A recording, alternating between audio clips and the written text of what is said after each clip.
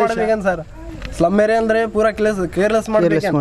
ಎಲ್ಲ ಬೇಕಲ್ಲಿ ಎಲ್ಲಿ ಬೇಕಲ್ಲಿ ಕರೆಂಟ್ ಆದ ಅಂದ್ರೆ ನಮ್ ಕೋಟೆ ಏರಿಯಾದಾಗ ಇಲ್ಲ 4 ದಿನ ಆಯ್ತು ಅಂದ್ರೆ ಹುಡುಗರು 4 ದಿನ ಬರೀ ನೈಟ್ ಸಾಯಂಕಾಲ ಬರಂಗ್ ಕುಂತಾರ, ಚೆಕ್ ಮಾಡಕ್ ಕುಂತಾರ, ಹೋಗ್ತಾರ. ಬರೀ ಅವಾಗಿಂದ್ರೆ TC ಹೋಗಿದ್ರೆ ಅವಾಗ ಬಂದು ಜಸ್ಟ್ ಬಂದು ಆಗ್ಬೇಕಲ್ಲ ಕೆಲಸ, ಅವಾಗ ಜಸ್ಟ್ ಬಂದು ಆಗ್ಬೇಕಲ್ಲ. ಅಂದ್ರೆ 3 ದಿನದಿಂದ ಹಂಗೆ ಇರ್ಬೇಕು. ಲೇಬರ್ಸ್ ಇರ್ತಾವ, ಸಣ್ಣ ಹುಡುಗರು ಇರ್ತಾವ. ಸ್ಲಮ್ ಏರಿಯಾದಾಗ ಪೂರಾ ಬಡವ್ರು ಇರ್ತಾವ, ದುಡಕೊಂಬರು ತಿನ್ನೋರು ಇರ್ತಾರ ಅಲ್ಲಿ. ಇಲ್ಲ ಬೇರೆ ಇರ್ತಾವ, ಶ್ರೀಮಂತರು ಇರ್ತಾರ. ಅಲ್ಲಿ ಹೋಗಿ ಫೋನ್ ಮಾಡಿದ್ರೆ ಬೆಸ್ಟ್ ಬಂದು ಆಗ್ಬಿಡ್ತಾರ. ಅಲ್ಲಿ ಸರ್ವಿಸ್ ಕೊಡ್ತಾರ, ಫುಲ್ ಫಾಸ್ಟ್ ಸರ್ವಿಸ್ ಕೊಡ್ತಾರ. ಅಲ್ಲಿಂದ ಹೇಳಿದ್ರೆ 4 ದಿನ ಆಯ್ತು ಕೇರ್ಲೆಸ್. ಬರೀ ಫೋನ್ ಮಾಡಿದ್ರೆ ಸ್ವಿಚ್ ಆಫ್, ಫೋನ್ ಮಾಡಿದ್ರೆ ಬಿಸಿ ಟೋನ್, ಹಿಂಗ್ ಮಾಡ್ತಾರೆ ಸರ್. ವಿದ್ಯುತ್ ಅಡಚಣೆಗೆ ಬೇಸತ್ತ ಜನರು, ಜೆಸ್ಕಾಂ ಕಚೇರಿ ವಿರುದ್ಧ ಸಾರ್ವಜನಿಕರ ಆಕ್ರೋಶ. ಪದೇ ಪದೇ ವಿದ್ಯುತ್ ಕಡಿತದಿಂದ ವಾರ್ಡ್ ನಂಬರ್ 11ರ ನಿವಾಸಿಗಳು ಜೆಸ್ಕಾಂ ಕಚೇರಿಗೆ ರಾತ್ರಿ 11ರ ಸುಮಾರಿಗೆ ಕರೆಂಟ್ ಕೊಡಿ ಎಂದು ಇಲಾಖೆ ಕಚೇರಿ ಮುಂದೆ ಕಂಪನಿ ವಿರುದ್ಧ ಆಕ್ರೋಶ ವ್ಯಕ್ತಪಡಿಸಿದರು. ಕಳೆದ 3-4 ದಿನಗಳ ಹಿಂದೆ ತಾಲೂಕಿನಾದ್ಯಂತ ಮಳೆ ಗಾಳಿಯಾಗುತ್ತಿದ್ದು ಅಲ್ಲಲ್ಲಿ ಗಿಡ ಮರಗಳು ಬಿದ್ದಿವೆ. ಇದರಿಂದ ನಗರ ಮತ್ತು ಗ್ರಾಮೀಣ ಪ್ರದೇಶಗಳಲ್ಲಿ ಪದೇ ಪದೇ ವಿದ್ಯುತ್ ವ್ಯತ್ಯಯವಾಗಿದೆ. ಭಾರೀ ಗಾಳಿ ಮಳೆಗೆ ಮರದ ಟೊಂಗೆಗಳು ಬಿದ್ದು ಹಲವಾರು ಕಡೆ ವಿದ್ಯುತ್ ತಂತಿಗಳು ಹರಿದು ಬಿದ್ದಿವೆ. ಅನೇಕ ಕಡೆ ಕಂಬಗಳು ಕೂಡ ಮುರಿದು ಬಿದ್ದಿದ್ದಾವೆ. ಕೆಲವೆಡೆ ದುರಸ್ತಿ ಮಾಡಲಾಯಿತು. ಆದರೆ ವಾರ್ಡ್ ನಂಬರ್ 11ರ ಕೋಟೆ ನಗರದ ಸುತ್ತಮುತ್ತಲಿನ ಮನೆಗಳಿಗೆ ವಿದ್ಯುತ್ ಪೂರೈಸುವ ವಿದ್ಯುತ್ ಪರಿವರ್ತಕ ದುರಸ್ತಿಗೆ ಬಂದಿದ್ದು ಅದರ ಬದಲಾವಣೆ ಮಾಡದೆ 4 ದಿನಗಳ ಕಾಲ ಕಾಲಹರಣ ಮಾಡಿ ಕತ್ತಲಲ್ಲಿ ಜನರಿಗೆ ಕೂರಿಸಿದೆ.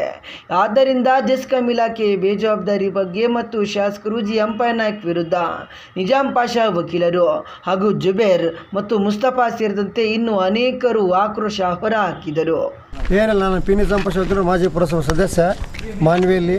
ಅಲ್ಲಿ ಕೋಟೆ ಪ್ರದೇಶದಲ್ಲಿ ಸಾಯಂಕಾಲ 5:30-6 ಗಂಟೆಗೆ ವಿದ್ಯುತ್ ಸ್ಥಗಿತ ಆಯಿತು. ಎಷ್ಟು ದಿನ ಆಯ್ತು ಗೊತ್ತಾಗಲಿಲ್ಲ, 4ನೇ ದಿವಸ. ಆದರೂ ಮೊನ್ನೆ ರಾತ್ರಿ 2 ಗಂಟೆವರೆಗೆ ಬಂದು ಮತ್ತೆ KV ಅವರಿಗೆ, AW ಅವರಿಗೆ ಹೇಳಿದ್ವಿ, ರಫಿ ಅವರಿಗೆ ಹೇಳಿದ್ವಿ, ಕಳಿಸಿದ್ರು, ವ್ಯವಸ್ಥಿತವಾಗಿ ಆಯಿತು. ಇವತ್ತು ಆಗುತ್ತೆ ಅನ್ನೋ ಉದ್ದೇಶದಿಂದ ಬಂದಿದ್ವಿ ಎಲ್ಲರೂ. ಯಾಕಂದರೆ ವಿದ್ಯುತ್ ಸ್ಥಗಿತ ಆದರೆ ಮನೆಯಲ್ಲಿ ಏನು ಕೆಲಸ ಮಾಡಲಿಕ್ಕೆ, ಮನೆಯಲ್ಲಿ ಸಣ್ಣ ಮಕ್ಕಳು ಮಲಗಲಿಕ್ಕೆ ಎಲ್ಲರಿಗೆ ತೊಂದರೆ. ಬೇಸಿಗೆ ದಿನ ಇವತ್ತು. ಅದರ ಬಗ್ಗೆ AW ಕಾಲ್ ಮಾಡಿಕೊಂಡು ಮತ್ತೆ ಅವರು ಮತ್ತೆ ಒಂದು 10 ನಿಮಿಷ ಕಳಿಸ್ತೀವಿ ವಕೀಲ್ ಸಾಬ್ ಅಂತ ಹೇಳಿದ್ರು. ಮತ್ತೆ ವೇಟ್ ಮಾಡಿದ್ವಿ, ಅಲ್ಲಿ ನಾವು ಬರಲಿಲ್ಲ. ಮತ್ತೆ AW ಮತ್ತೆ KBಗೆ ಬಂದಿವಿ. ಅವರು ಅದೇ ವ್ಯವಸ್ಥೆ ಆಗಲಿ, ಒಮ್ಮೆ ಕಾಲ್ ಮಾಡಿದ್ರೆ they have to recall us. ಯಾಕಂದರೆ ಸರ್ಕಾರದ ವತಿಯಿಂದ ಸಿಮ್ಗಳು ಕೊಟ್ಟಿದ್ದಾರೆ. ರೆಸ್ಪಾನ್ಸ್ ಮಾಡ್ತಾರೆ ಇಲ್ಲ, ರೆಸ್ಪಾನ್ಸ್ ಇಲ್ಲ. AW ಮಾಡ್ತಾರೆ ಇಲ್ಲ ಅಂತಲ್ಲ. ಸೆಕ್ಷನ್ ಆಫೀಸರ್ಸ್ ಇದಾರಲ್ಲ, ಒಮ್ಮೆ ನಾವು ಕಾಲ್ ಮಾಡಿ ಮಿಸ್ ಕಾಲ್ ಆದ್ರೂ ಮಾಡೋಂಗಿಲ್ಲ ತಿರುಗಿ ನಮಗೆ. ಯಾಕಂದರೆ ಸರ್ಕಾರ ಅವರಿಗೆ ಪೂರೈಸಿದೆ, 2 ಸಿಮ್ಗಳು ಕೊಟ್ಟಿದ್ದೆ ಸರ್ಕಾರದ ವತಿಯಿಂದ. ಯಾಕೆ ಮಾಡಬಾರ್ದು? ನೀವು ಕೆಲಸ ಮಾಡೋಂಗೆ ಇರ್ರಿ, ಇಲ್ಲದ್ರೆ ವರ್ಗಾವಣೆ ಮಾಡಿ ಬೇರೆ ಕಡೆಗೆ ಹೋಗ್ರಿ. ಎದಕ್ಕೆ ತೊಂದರೆ ಕೊಡ್ತೀರಿ ಮಾನ್ಯ ತಾಲೂಕು ಜನರಿಗೆ?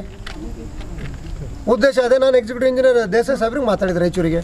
ಸರ್, ತಾಲೂಕು ಪ್ಲೇಸ್ ಇದೆ, ಒಂದು TCಗಳು ಸ್ಟಾಕ್ ಇಲ್ಲ ಅಂದರೆ ತಾಲೂಕು ಪ್ಲೇಸಿದು ಯಾರಿಗೆ ಹೇಳಬೇಕು ನಾವು ಇದನ್ನು? ಇಲ್ಲ ವಕೀಲ್ ಸಾಬ್, ನಾನು ನಾಳೆ ಬೆಳಿಗ್ಗೆ ವ್ಯವಸ್ಥೆ ಮಾಡಿ ಕಳಿಸ್ತೀನಿ ಅಂತ ಹೇಳಿದರು. ಅವರು ಸ್ಪಂದಿಸಿದ್ರು ಆ ಮಾತು. ದಯವಿಟ್ಟು ನಾನು ಕೇಳೋದ್ರಲ್ಲಿ ಇಷ್ಟೇ, ಅಂಪಾಯ್ ಸೌಕರ್ ಶಾಸಕರಿಗೂ ಹಾಗೂ NS ಬಸರ ಸಾಹೇಬರಿಗೂ ಅವರು ದಯವಿಟ್ಟು ಆದೇಶ ಮಾಡಿ ಅಧಿಕಾರಿಗಳಿಗೆ, ಮಾನವಿಗೆ ಏನು ವ್ಯವಸ್ಥಿತವಾಗಿ ಸ್ಥಗಿತ ಆಗಬಾರ್ದು ವಿದ್ಯುತ್ ಸಮಸ್ಯೆ. ಯಾಕಂದರೆ ಶಕ್ತಿನಗರ ಥರ್ಮಲ್ ಪವರ್ ಅದ. ಇಡೀ ರಾಜ್ಯದಲ್ಲಿ ನಾವು ಬೇರೆ ರಾಜ್ಯಕ್ಕೆ ಕೊಡ್ತಾ ಇದ್ದೀವಿ. ಪವರ್ ಗ್ರಿಡ್ನೂ ಇದೆ. ನಮ್ಮಲ್ಲಿ ಈ ತಾಲೂಕುಗಳಲ್ಲಿ ಸ್ಥಗಿತ ಮಾಡೋದು, ಗ್ರಾಮಗಳಲ್ಲಿ ಸ್ಥಗಿತ ಮಾಡೋದು ದೊಡ್ಡ ಅನ್ಯಾಯ ನಮ್ಮ ತಾಲೂಕಿಗೆ. ತಾವು ಇದ್ದೀರಿ, ಯಾಜ ಸಚಿವರು NS ಬಸರ ಸಾಹೇಬರು ತಾವು ಇದ್ದೀರಿ, ಇದು ಗಮನದಲ್ಲಿ ತರ್ರಿ. ತಾವು CM ಸಿದ್ದರಾಮಯ್ಯ ಹೇಳ್ರಿ, ವಿದ್ಯುತ್ ಸಚಿವರು ಹೇಳ್ರಿ, ತಾವು ಅನುಕೂಲ ಮಾಡಿರಿ ಅನ್ನೋದು ಉದ್ದೇಶ ಅಷ್ಟೇ ನಂದು. ಪದೇ ಪದೇ ವಿದ್ಯುತ್ ತೆಗೆಯುವುದರಿಂದ hotel, internet, xerox, computer typing, ತಂಪು ಪಾನೀಯ ಅಂಗಡಿಗಳ ವ್ಯವಹಾರ ಮಾಡಿ ಬದುಕುತ್ತಿರುವವರು ಜೆಸ್ಕಾಂ ಇಲಾಖೆ ವಿರುದ್ಧ ರೋಸಿ ಹೋಗಿದ್ದಾರೆ. ಹೋಟೆಲ್ ಮತ್ತು ತಂಪು ಪಾನೀಯ ವ್ಯಾಪಾರಸ್ಥರ ಸಂಕಷ್ಟವಂತೂ ಹೇಳ ತೀರದಾಗಿದೆ.